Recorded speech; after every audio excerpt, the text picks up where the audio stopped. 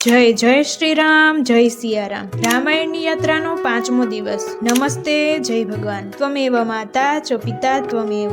આજે મારો 5મો દિવસ છે રામાયણની યાત્રામાં। શું તમે જાણો છો, ભગવાન શ્રી રામને ગંગા પાર કરાવનાર કેવટે પૈસા નહીં પરંતુ ભગવાનના ચરણ સ્પર્શની ભક્તિ માંગી હતી। રામાયણમાં જ્યારે શ્રી રામ, માતા સીતા અને લક્ષ્મણજી વનવાસ માટે નીકળ્યા ત્યારે તેઓ ગંગા કિનારે પહોંચ્યા। ગંગા પાર કરવા માટે તેમણે કેવટ હોડી ચલાવવાનું કહ્યું। કેવટે ભગવાન શ્રી રામને ઓળખી લીધા। તેના મનમાં એક વિચાર આવ્યો। કેવટે કહ્યું, પ્રભુ, હું તમને હોડીમાં બેસાડીશ, પરંતુ પહેલા તમારા ચરણ ધોઈશ। શ્રી રામે એક કારણ પૂછ્યું। કેવટે હસીને કહ્યું, પ્રભુ, તમારા ચરણની ધૂળથી પથ્થર પણ સ્ત્રી બની જાય છે, એવું સાંભળ્યું છે। તો પછી મારી હોડી તો લાકડાની છે, જો તે પણ કોઈ રૂપ ધારણ કરી લે તો મારું ગુજરાન કેવી રીતે ચાલશે? કેવટની આ વાત સાંભળીને શ્રી રામ સ્મિત કરવા લાગ્યા। કેવટે ખૂબ પ્રેમ અને ભક્તિથી શ્રી રામના ચરણ ધોયા અને પછી તેમને ગંગા પાર કરાવી। ગંગા પાર કર્યા પછી શ્રી રામે કેવટને મહેનતાણું આપવાનું કહ્યું, પરંતુ કેવટે હાથ જોડીને કહ્યું, પ્રભુ,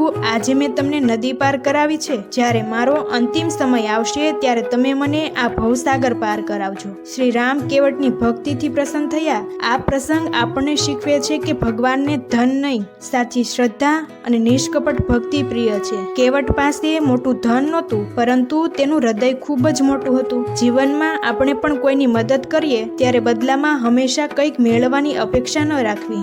સાચી સેવા, સાચો પ્રેમ અને નિષ્કપટ ભાવ એ જ સૌથી મોટી ભક્તિ છે। જો તમને આ પ્રસંગ ગમ્યો હોય તો વિડીયોને લાઇક, શેર અને સબસ્ક્રાઇબ કરો અને જોડાયેલ રહો અમારી રામાયણની યાત્રામાં। જય જય શ્રી રામ, જય સિયારામ।